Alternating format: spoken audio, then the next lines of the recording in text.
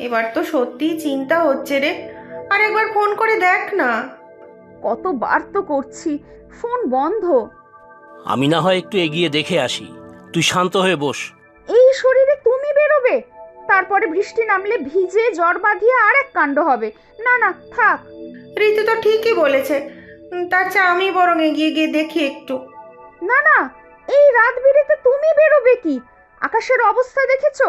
অন্ধকারে পড়ে গিয়ে শেষে আরেক বিপদ বাঁধাবে। তুই বারবার ফোনে চেষ্টা করতে থাক। ফোন তো বন্ধই বলছে। কোথায় যে গেল মানুষটা?